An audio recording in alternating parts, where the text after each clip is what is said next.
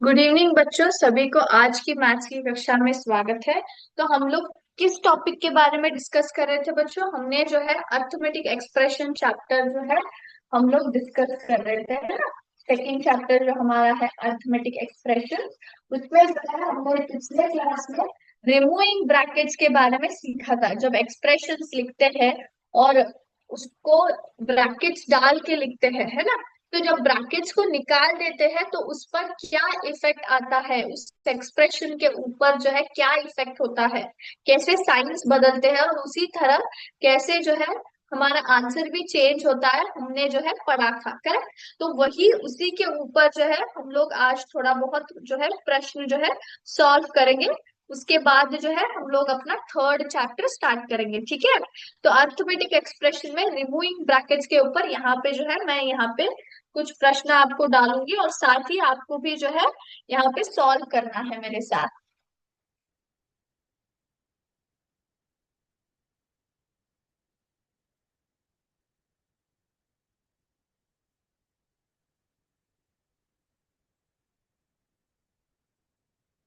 Yes.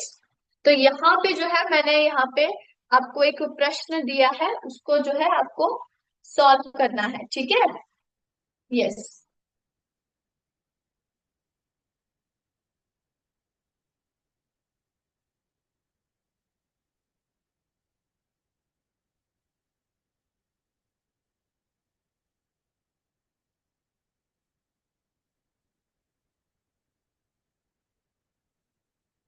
Yes. तो सबसे पहला प्रश्न लेंगे यहाँ पे, 3 इंटू द ब्रैकेट 5 प्लस है, 5 प्लस 8 है। इसको यहाँ पे उन्होंने क्या किया है बच्चों, स्प्लिट किया है ना।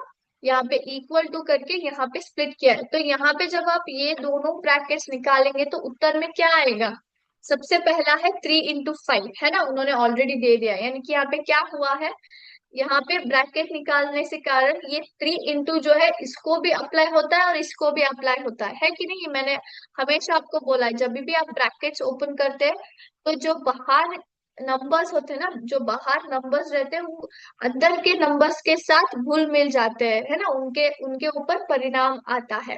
तो ये 3 इंटू इसको भी लागू होता है और इसको भी लागू होता है, तो इसलिए इन्होंने 3 इंटू 5 लिख दिया। उसके बाद जो है यहाँ पे प्लस है, तो यहाँ पे क्या आएगा, प्लस जो है एज इट इज आता है, प्लस।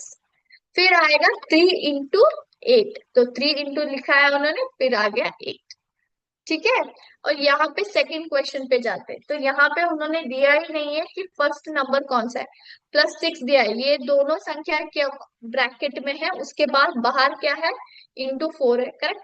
तो यहाँ पे अगर आप देखेंगे तो 13 इंटू 4 फर्स्ट लिखा है, यानी कि यहाँ पे फर्स्ट डिजिट कौन सा हो सकता है बच्चों? फर्स्ट डिजिट जो है 13 हो सकता है। क्यों बोले? क्योंकि ये दोनों जो है ब्रैकेट में है और ये बाहर है। जब ये ब्रैकेट निकाल देंगे तो इंटू 4 इसको भी लागू होता है और इसको भी लागू होता है। तो इसलिए उन्होंने ऑलरेडी 13 इंटू 4 लिखा है, इसका मतलब क्या है, यहाँ पे 13 है ना।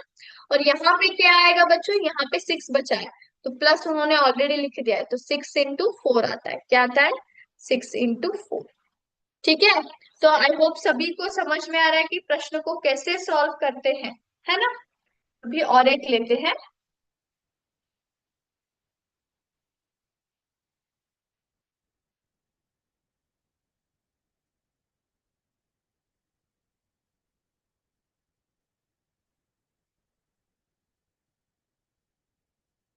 यस। तो अभी हमें ये जो है सॉल्व करना है। तो सबसे पहले यहाँ पे क्या है, 5 इंटू इंटू द ब्रैकेट 9 - 2 है। तो जब ब्रैकेट्स खुलेंगे तो क्या आता है, सबसे पहला 5 इंटू इसके साथ खुल जाता है, तो 5 इंटू 9 आ गया। यहाँ पे माइनस साइन है, तो एज इट इज यहाँ पे माइनस साइन आएगा। फिर 5 इंटू किसके साथ खुलता है, 2 के साथ। तो ये हो गए हमारे आंसर्स, ठीक है। ओके, अभी इसी तरह और एक सम मैं यहाँ पे लिखूंगी, 1 मिनट।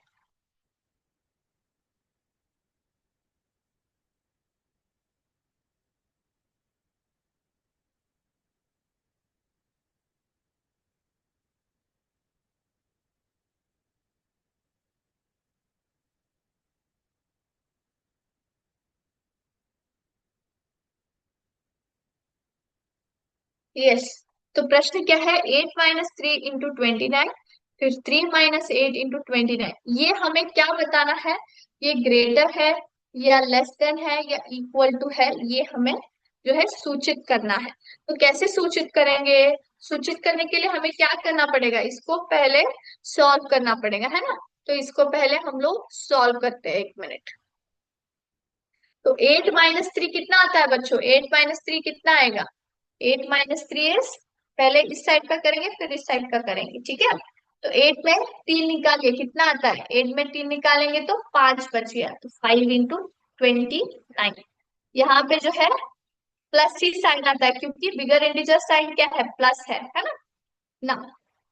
3 - 8 है, 3 में 8 तो नहीं निकाल सकते ना, तो ऑब्वियसली 8 - 3 करना पड़ेगा, तो 8 - 3 मतलब 5।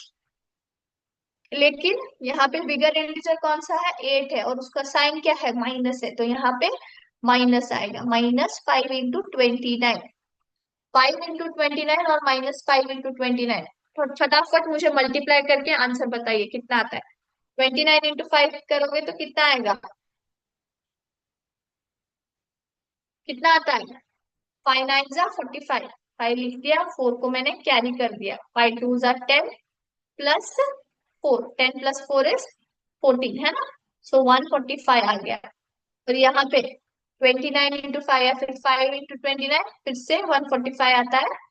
पर कितना है कि यहाँ पे माइनस साइन है और यहाँ पे जो है माइनस साइन नहीं आएगा। अभी बताइए इसमें बड़ा कौन सा है, ये वाला बड़ा है कि ये वाला बड़ा है।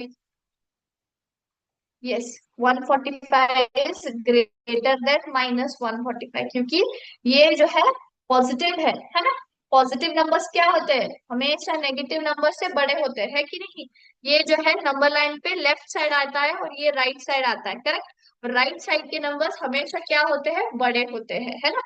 यस।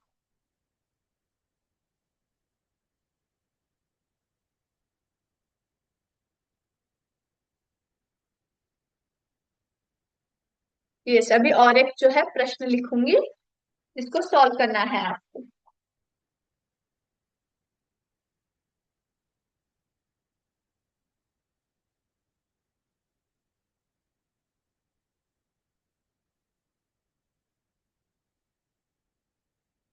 यस, तो अभी कीजिए, इसमें ब्रैकेट नहीं है, इसमें है, तो उत्तर क्या आएगा, फटाफट।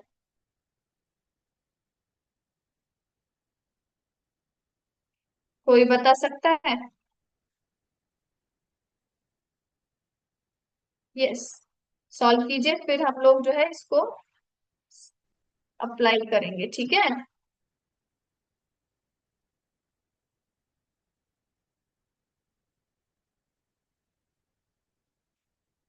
तो यहाँ पे मैं सॉल्व करती हूँ, 15 + 9 × 18। यहाँ पे हमें ब्रैकेट्स निकालने हैं, तो जब ब्रैकेट्स निकालेंगे तो क्या आएगा, 15 × 18 +9 × 18 हो गया, है ना, 9 × 18। तो इसी पर आप अनुमान लगा सकते हैं कि ये बड़ा है क्या, ये बड़ा है, या फिर ये छोटा है क्या, ये छोटा है।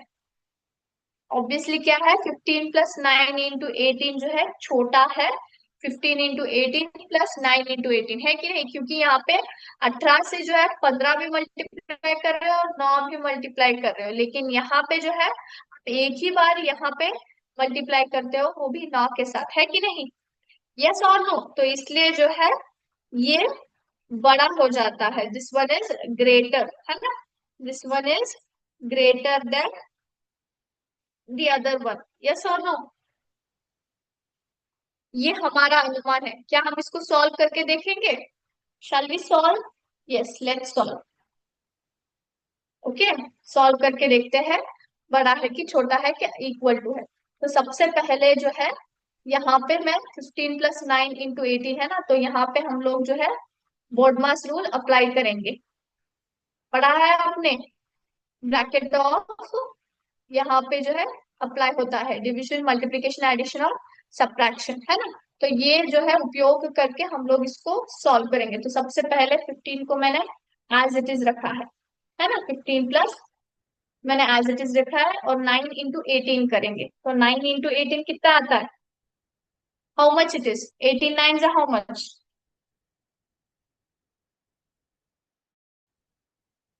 कोई बताएगा? 18 नाइन जा हाउ मच? हाँ, कितना आ सकता है? सॉरी सॉरी, एक मिनट। सबसे पहले 15 + 9 करते हैं। ऐसा कॉम्प्लिकेट करने का जरूरत नहीं है। 15 + 9 कितना होता है? 9 + 5 14। सो 1 + 1 2 हो गया, सो 24 × 18 हो गया ये। ओके। 15 × 18 करते हैं। 8 5 जा 40। 8 1 जा 8। 8 + 4 कितना आता है? 12 आता है। 1 5 जा 5। 1 1 जा 1। 7 2, है ना? ये 270 आ गया, करेक्ट। ये 270 आ गया। प्लस 18 × 9 करते हैं। 8 9 जा कितना आता है? 8 9 जा 72। तो मैंने लिखा 7 को मैंने कैरी कर दिया, सॉरी, हाँ कैरी कर दिया। 9 1 जा 9। फिर 9 + 7 कितना है? 16 आता है, करेक्ट। तो 162 हो गया, है ना? 160। तो अभी इसको ऐड करेंगे, 24 × 18 करेंगे सबसे पहले। 8 4 जा 32। 8 2 जा 16। 16 + 3 19। +1 4 जा 4। 1 2 जा 2। 9 + 4 कितना है? 10 11 12 13। 2 3 4। तो 432 हमारा आंसर है। हमारा आंसर क्या है यहाँ पे? 432 आ रहा है, करेक्ट। इट इज 24 × 18, है ना? यस। यहाँ पे देखते हैं, 270 +162। 2 हो गया। 7 + 6 13 हो गया। 2 3 4 हो गया। तो यहाँ पे 432। अगर आप ध्यान देंगे तो हमने क्या गेस वर्क किया था बच्चों? हमने गेस वर्क किया था कि ये बड़ा है, लेकिन यहाँ पे क्या हो रहा है? ये इक्वल टू है। ये दोनों जो है इक्वल है। तो यहाँ पे जो है आपको हमेशा जो है सिर्फ देखकर हमें अनुमान नहीं लगाना है। हमें यहाँ पे क्या करना है? हमें यहाँ पे सॉल्व करके देखना है।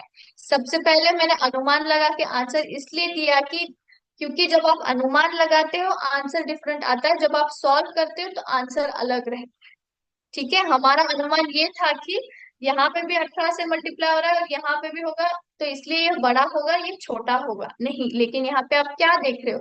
दोनों जो है सेम है ना? दोनों जो है सेम है। हमने बोर्ड मास का रूल कहाँ पे अप्लाई किया? ब्रैकेट का उपयोग हमने यहाँ पे किया, है ना? हमने यहाँ पे किया। सबसे पहले हमने मल्टीप्लीकेशन किया, उसके बाद जो है एडिशन किया, करेक्ट। बोर्ड मास का रूल हमने यहाँ पे अप्लाई किया, करेक्ट। ओके।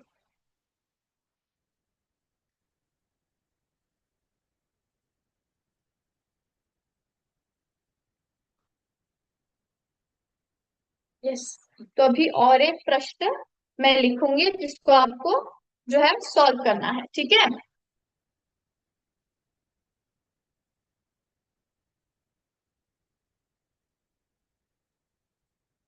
यस। तो यहाँ पे आप क्या देख रहे हो? Dash into into the bracket dash plus dash is equal to 14। यानी कि हमें ऐसे टर्म्स लेने हैं जिसमें एंड में आपको आंसर क्या आना चाहिए? 14 आना चाहिए, है ना? 14 आना चाहिए। तो सबसे पहले मैं यहाँ पे जो है 2 ले सकती हूँ। 2। ओके। और यहाँ पे 1 और 6 ले सकती हूँ। तो देखिए यहाँ पे 2 × 1 + 6 कितना है? 7।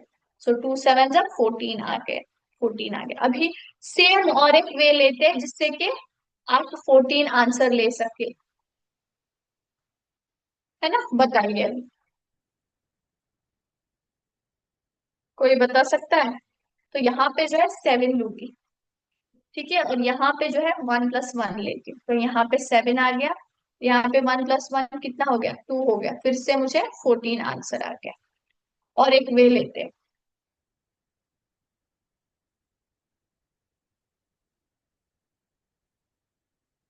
यस।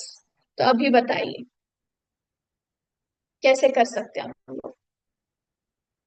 यहाँ पे 2 लेती हूँ और यहाँ पे 4 लेती हूँ और यहाँ पे 3 लेती हूँ। सो 2 × 4 + 3 कितना है? 4 + 3 7। सो 2 7 जा फिर से मुझे 14 आंसर आ गया, है कि नहीं? तो इस तरह से जो है आप एक आंसर लाने के लिए, मुझे आंसर कौन सा चाहिए था, 14 चाहिए था, और यहाँ पे मैंने क्या किया, मैंने यहाँ पे मल्टीप्लीकेशन और एडिशन को मिक्स अप करके ब्रैकेट्स के साथ मैंने क्या किया है, यहाँ पे जो है मेरा 14 आंसर जो है वो मैंने लिया है ना। So there are multiple ways to represent the answers और द प्रोडक्ट, है ना। जो भी हमें आंसर चाहिए ना, उसको हम लोग किसी भी द्वारा जो है उपयोग करके, कौन से भी डिजिट्स को मिश्रण करके प्रॉपर वे में आप क्या कर सकते हो, उनको दर्शा सकते हो, है ना, दर्शा सकते हो। अभी और एक जो है हम लोग स्टेटमेंट प्रॉब्लम जो है सॉल्व करेंगे। Binu earns 20,000 per month. Binu क्या करता है, 20,000 जो है पर मंथ कमाता है। ओके, यस, कमाती है।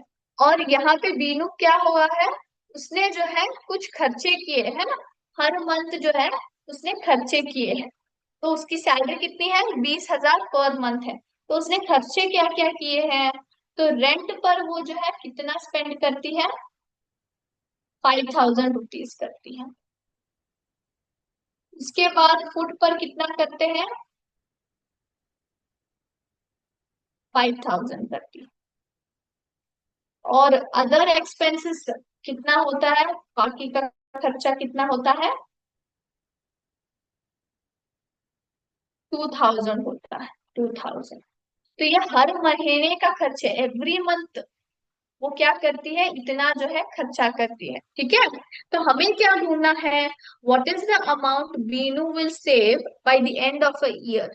तो पूरे साल में खर्चा करने के बाद और सैलरी लेने के बाद साल के आखिर में वो कितना जो है सेव करती है, सेव।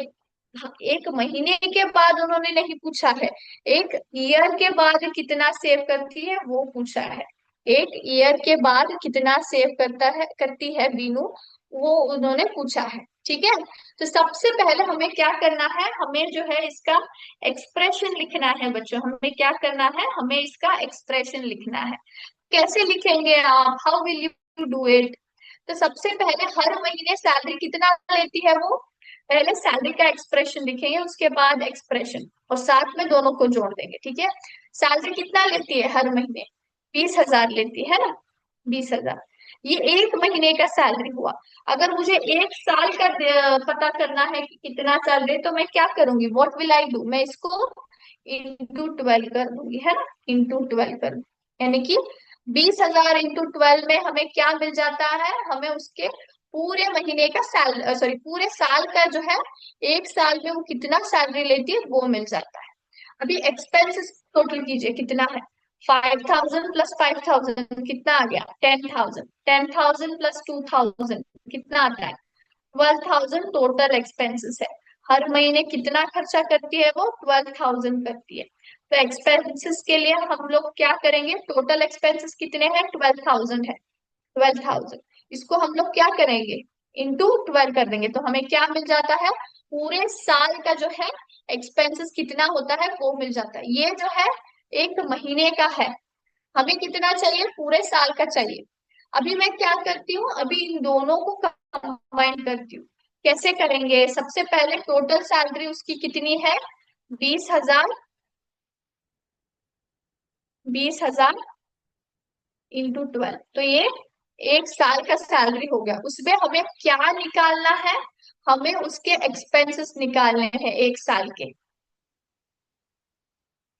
तभी हमें क्या मिलेगा, हमें जो है कितना वो सेविंग्स करती है एक साल में, एक साल में उसके कितने सेविंग्स है वो मिल जाता है। यानी कि इनकम में हमने क्या किया, यहाँ पे एक्सपेंस जो है माइनस कर दिया, इनकम में मैंने क्या किया, एक्सपेंस को माइनस कर दिया, तो इसी कारण क्या होता है, हमें सेविंग्स मिल जाते हैं।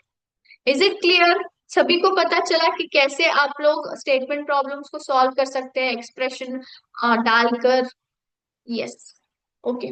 तो अभी जो है यहाँ पे जो है हम लोग सेकेंड चैप्टर जो है अपना कंप्लीट करते हैं, जो कि था अर्थमेटिक एक्सप्रेशंस के बारे में।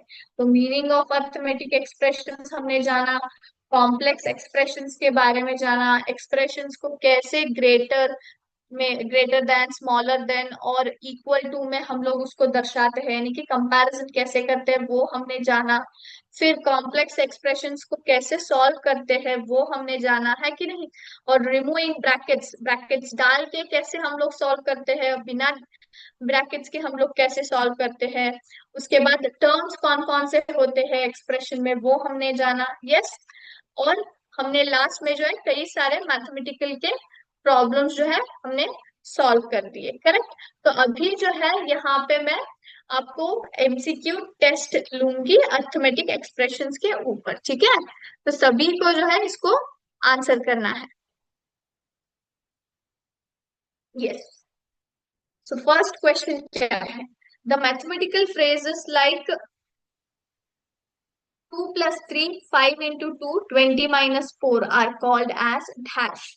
Option A, arithmetic expressions. Option B, algebraic expressions. Option C, geometric expressions.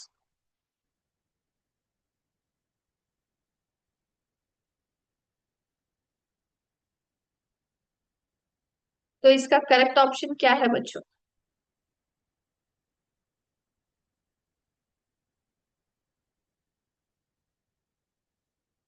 Yes, उसको हम लोग क्या बोलते हैं? अर्थमेटिक एक्सप्रेशंस बोलते हैं। Correct. So the which is the correct answer? Option A is the correct answer. Yes. Second question. Dash is used to denote relationship between arithmetic expression and its value.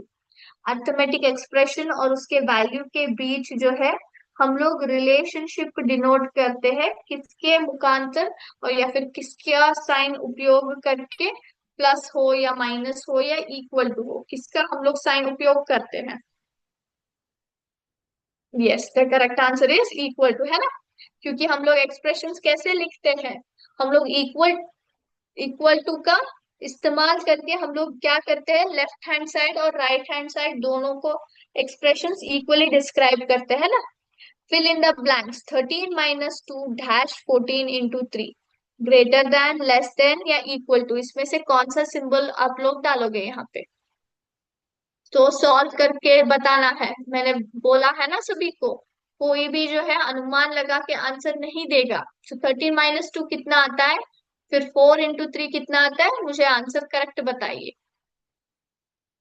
Yes, 13 - 2 कितना आता है? 13 - 2 is 11 और 4 into 3 is 12। तो इसमें कौन सा हम लोग साइन डालेंगे? 13 - 2 क्या है? लेस देन 4 into 3 है ना। तो ऑप्शन बी हो गया। Fill in the blanks. 22 plus dash is equal to 6 into 5, 8 9 7। इसमें आप लोग जो है फिल इन द ब्लैंक में कौन सा नंबर डालोगे?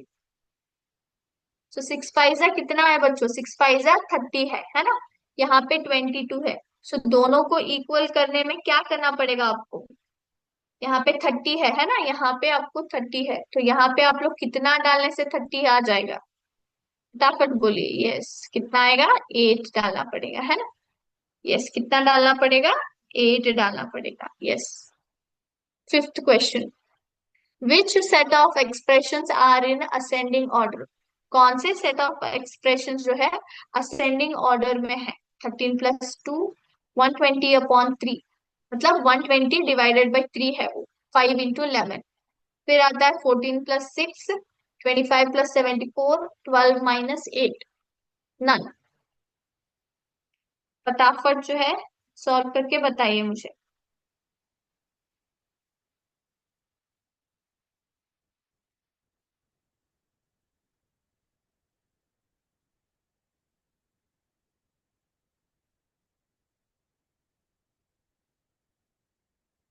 Yes, the correct option is option A, है ना।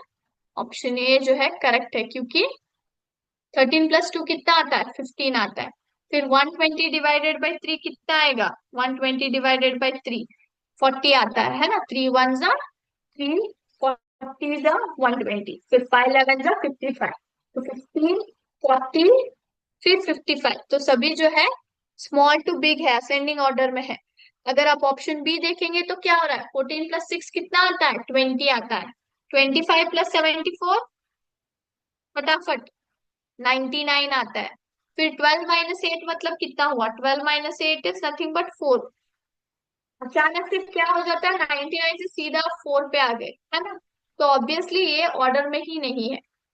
Next, sixth one, which is the correct form of expression for given sentence. Mr. Ashwin bought 60 toys for the shop and kept them with existing 45 toys. A customer purchased 90 toys from the shop. Write the expression for number of toys remaining. तो इसमें जो है आपको एक expression choose करना है, जो मैंने सेंटेंस दिया है ना उसके ऊपर कौन सा करेक्ट है वो बताइए। सबसे पहले कितने टॉयज थे, 45 टॉयज जो ऑलरेडी थे, एग्जिस्टिंग में थे यानी कि ऑलरेडी थे। अश्विन ने नए कितने खरीदे, 60 टॉयज खरीदे। और कस्टमर आके कितने टॉयज परचेज करके ले गए, 90 टॉयज ले गए। तो बचे कितने, उसके लिए आपको एक्सप्रेशन देना है। Yes, which is the correct one, option B, है ना। ऑप्शन बी जो है करेक्ट आंसर हो गया, क्योंकि यहाँ पे अगर आप ध्यान देंगे तो यहाँ पे क्या हो रहा है, सबसे पहले जो है number of, total number of toys कितने हैं हमारे पास, पहले 45 थे, उसके बाद 60 आ गए। दोनों में कस्टमर आके कितने ले गए, 90 ले गए, तो हमने -90 किया है ना। हमने जो है -90 किया है, करेक्ट। यस, यहाँ पे हम लोग ब्रैकेट्स नहीं निकाल रहे हैं बच्चों, ठीक है, ये बात आपको ध्यान में रखनी है। Now mention the terms in the given expression. हमें जो है दिए गए एक्सप्रेशन में टर्म्स जो है फाइंड आउट करना है। 23 + 2 × 4 + 16, इसमें कौन सा करेक्ट है, कौन से टर्म्स आते हैं, कौन सा है, ऑप्शन ए, ऑप्शन बी या option C. Yes, the correct one is option A, है ना। माइनस है ही नहीं, वो आएगा कैसे का है ना। Eighth one, swapping does not change the sum is given by dash property. Option A distributive, option B swapping, option C commutative. Swapping does not change the sum, ये कौन सा प्रॉपर्टी हमें बताता है, यस, ऑप्शन सी बताता है ना, option C बताता है commutative property. Now ninth one, grouping does not change the sum is given by dash property. Option A grouping, option B associative, option C closure under addition. So grouping does not change the sum, ये हमें कौन सा property बताता है बच्चों, yes, option B बताता है। Very good, option B बताता है associative property. The last one is solve 14 + 12 - 10 and 14 - 6 × 10 by removing brackets। हमें ब्रैकेट्स निकाल के क्या करना है, सॉल्व करना है इसको। So, फटाफट मुझे आंसर दीजिए।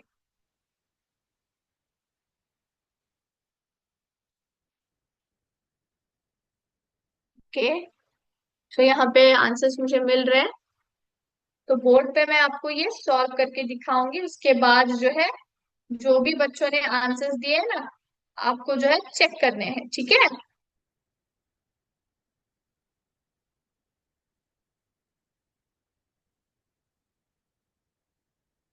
Yes, now I will just remove the brackets and show you, okay. सबसे पहले 14 को एज इट इज लिखेंगे, प्लस आ गया यहाँ पे, यहाँ पे कोई साइन है, इसका मतलब ये भी प्लस है, तो एज इट इज मैंने 12 लिख दिया। प्लस इंटू माइनस क्या आता है, -10 आता है, -10। सो 14 + 12 इज हाउ मच, 26।